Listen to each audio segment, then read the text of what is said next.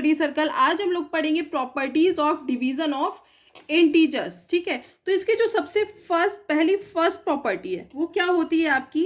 Closure property. कौन सी होती है? Closure property. ठीक है, तो अब यहां पे देखिए क्लोजर प्रॉपर्टी क्या होती है। एक कोई इंटीजर ए है, ठीक है, और दूसरा इंटीजर कोई बी है। ठीक है, तो ये अगर ए को बी से डिवाइड करेंगे, एक इंटीजर को दूसरे इंटीजर से डिवाइड करेंगे, तो क्या ये हमेशा इंटीजर आएगा? ठीक है, आपको ये देखना है। ठीक है, तो हम वो देखते हैं। अगर हम यहाँ पे a इक्वल टू ले लेते हैं 4, ठीक है, b इक्वल टू ले लेते हैं 2, एक एग्जाम्पल ले रहे हैं।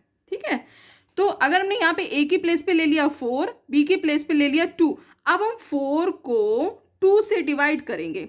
ठीक है, आप करके देखिए, जब 4 को 2 से डिवाइड करेंगे तो 2 2 जा 4, आंसर इसका क्या आएगा? 2। ठीक है, तो ये तो आपका एक इंटीजर है, एक इंटीजर को हमने दूसरे इंटीजर से डिवाइड किया तो इंटीजर आ गया। ठीक है, अब आप यहाँ पे देखिए दूसरा एग्जांपल देखते हैं। अगर हम यहाँ पे a इक्वल टू ले लेते हैं 5, ठीक है, b इक्वल टू ले लेते हैं हम 3। ठीक है, अब हम a की प्लेस पे रखते हैं 5, b की प्लेस पे रखते हैं 3, तो इसका आंसर क्या आएगा? 5/3। ये डिवाइड तो होगा ही नहीं क्योंकि ये एक दूसरे के टेबल में आते ही नहीं है, तो ये आपका क्या इंटीजर है? ये तो इंटीजर नहीं है, तो इट इज नॉट इंटीजर। ठीक है, ये आपका इंटीजर है नहीं, है ना? तो हम यहाँ पे क्या लिख सकते हैं? ये हम कह सकते हैं it is not always integer. ठीक है, और ये कंडीशनर है, इसमें जो आपका बी है, ठीक है, ये कभी भी 0 के इक्वल नहीं होगा। ठीक है, किस कंडीशन में? जब हम क्लोजर प्रॉपर्टी लगा रहे हो तो यहाँ पे b कभी भी 0 के इक्वल नहीं होगा, कोई और ही इंटीजर होगा 0 के अलावा। ठीक है, तो हम यहाँ पे लिख सकते हैं it is not always integer. ठीक है, ये कोई ज़रूरी नहीं है कि हम एक इंटीजर से दूसरे इंटीजर को डिवाइड करें तो इंटीजर ही आए। ठीक है, अब हम देखते हैं इसकी सेकेंड प्रॉपर्टी। ठीक है, सेकेंड प्रॉपर्टी है कम्यूटेटिव प्रॉपर्टी। ठीक है, कम्यूटेटिव प्रॉपर्टी। कम्यूटेटिव प्रॉपर्टी क्या होती है? आपने पहले भी पढ़ा होगा, a/b इक्वल टू b/a। ठीक है, यही प्रॉपर्टी होती है ना, जैसे कि आप एडिशन में देखो a + b equal to b + a होता है तो वो सेटिस्फाई करती है। बट हमें यहाँ पे डिवीजन में देखना है कि कंडीशन सेटिस्फाई करेगी या नहीं करेगी, तो b/a होता है। सॉरी, कम्यूटेटिव प्रॉपर्टी पढ़ रहे हैं ना हम लोग, तो यहाँ पे कम्यूटेटिव प्रॉपर्टी में देखिए, कम्यूटेटिव प्रॉपर्टी क्या होती है? a/b equal to b/a। तो हम यहाँ पे एक एग्जाम्पल के लिए ले लेते हैं a equal to 20, b equal to 10। ठीक है, एक हमने एग्जाम्पल ले लिया, a equal to 20, b equal to 10। अब हम यहाँ पे रख के देखते हैं। ठीक है, तो a की प्लेस पे रखते हैं 20, ठीक है, b की प्लेस पे रखते हैं 10, इक्वल है तो हमने इक्वल लगा दिया। यहाँ पे b की प्लेस रखेंगे 10/20।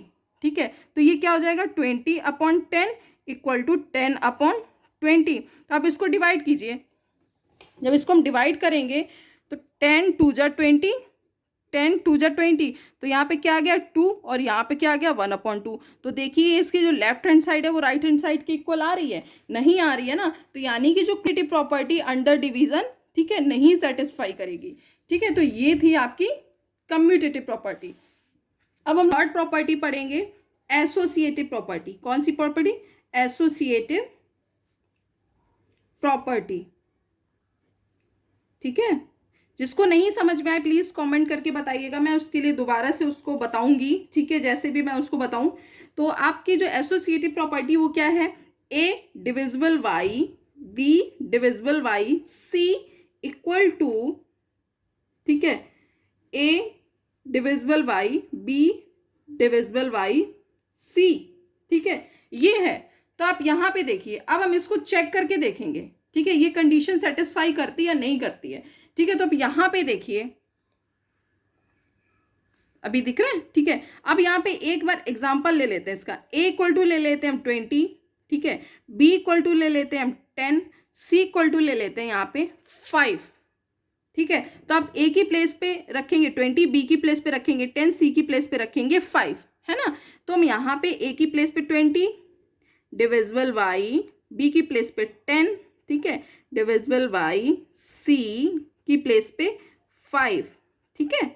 इक्वल है तो इक्वल लगा दिया, ए की प्लेस पे रखेंगे 20, राइट हैंड साइड पे रख रहे हैं ना, डिविजिबल है तो डिविजिबल लगा दिया, बी की प्लेस पे रख दिया 10, डिविजिबल सी की प्लेस पे रख दिया 5, ठीक है। अब यहाँ पे देखिए आप 20 को भी हम ऐसे ही रखते हैं, सबसे पहले ये ब्रैकेट के अंदर वाला सॉल्व कर लेते हैं, ठीक है। जब हम 5 को 10 से डिवाइड करेंगे तो 5 2 जा 10, 2 आ गया। इधर देखिए, ठीक है, 20 को हम 10 से डिवाइड करेंगे तो 10 2 जा 20, 2 आ गया, डिविजिबल बाई 5, ठीक है। अब आप देखिए 20 को जब हम 2 से डिवाइड करेंगे तो 2 10 जा 20, 10 आएगा। इसी तरह ये अब यहाँ पे ऊपर 2 है, नीचे 5 है, तो 5 को तो हम 2 मतलब 2 को हम 5 से तो डिवाइड कर नहीं सकते हैं, ठीक है, ये तो पॉसिबल है ही नहीं। तो यानी कि जो लेफ्ट हैंड साइड है वो राइट हैंड की साइड इक्वल आया ही नहीं है ना। Left hand side right hand side दोनों एक दूसरे के इक्वल तो है नहीं, तो यानी कि जो एसोसिएटिव प्रॉपर्टी है वो इसमें एग्जिस्ट नहीं करेगी, ठीक है, सेटिस्फाई नहीं करेगी, ठीक है। तो हम इसके बाद हम नेक्स्ट प्रॉपर्टी चेक करेंगे, डिस्ट्रीब्यूटिव प्रॉपर्टी, ठीक है। आपकी जो फिफ्थ प्रॉपर्टी है, सॉरी फोर्थ है, ये अभी फोर्थ प्रॉपर्टी है, थर्ड पढ़ी ना, फोर्थ पढ़ेंगे, डिस्ट्रीब्यूटिव प्रॉपर्टी। डिस्ट्रीब्यूटिव प्रॉपर्टी एक बार हम लोग एडिशन के लिए पढ़ेंगे, दोबारा हम लोग सब्ट्रैक्शन के लिए पढ़ेंगे। जो फर्स्ट पढ़ेंगे हम लोग एडिशन के लिए पढ़ेंगे, ठीक है। एडिशन में क्या होती है, डिस्ट्रीब्यूटिव प्रॉपर्टी की condition a divisible by b plus c equal to a divisible by b plus a divisible by सी।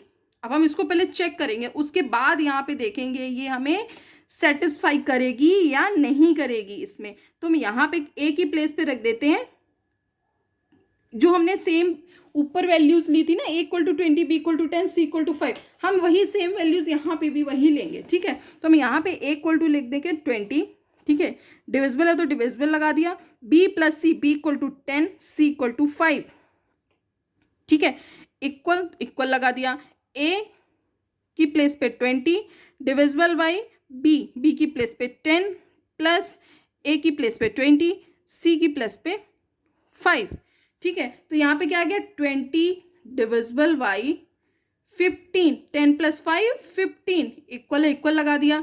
20 को जब 10 से डिवाइड करेंगे तो 10 2 जा 20, प्लस है तो प्लस लगा दिया, 5 4 जा 20, ठीक है। तो आप देखिए 20 को जब हम 15 से डिवाइड करेंगे, ठीक है, तो 5 3 जा 15, 5 4 जा 20, तो ये कितना आएगा 4/3 इक्वल टू 2 + 4 6, 2 + 4 6। तो देखिए इसकी जो लेफ्ट हैंड साइड है वो राइट हैंड साइड की इक्वल है, नहीं है ना, तो ये भी कंडीशन आपकी सेटिस्फाइड नहीं करेगी इसमें, ठीक है। इसी तरह हम चेक करेंगे अब नेक्स्ट सब्सट्रैक्शन के लिए, किसके लिए, सब्ट्रैक्शन के लिए। सेकेंड हम जो चेक करेंगे वो हम करेंगे चेक सब्ट्रैक्शन के लिए,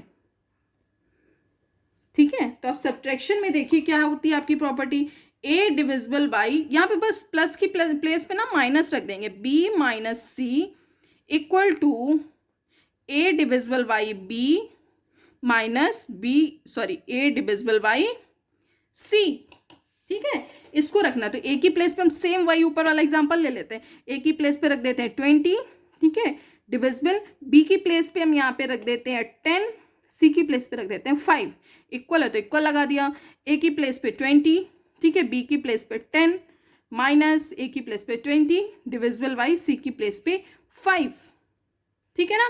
तो अब यहाँ पे देखिए 20 डिविजिबल, 10 में से 5 सब्ट्रैक्ट करेंगे कितना बचेगा 5, इक्वल है तो इक्वल लगा देंगे, 20 को जब 10 से डिवाइड करेंगे तो 10 2 जा 20 माइनस 5 को 20 से डिवाइड करेंगे 5 4 जा 20, ठीक है। तो 5, अब इधर देखिए लेफ्ट हैंड साइड में 5 को 20 से डिवाइड, 20 को 5 से डिवाइड करेंगे तो 5 4 जा 20 इक्वल।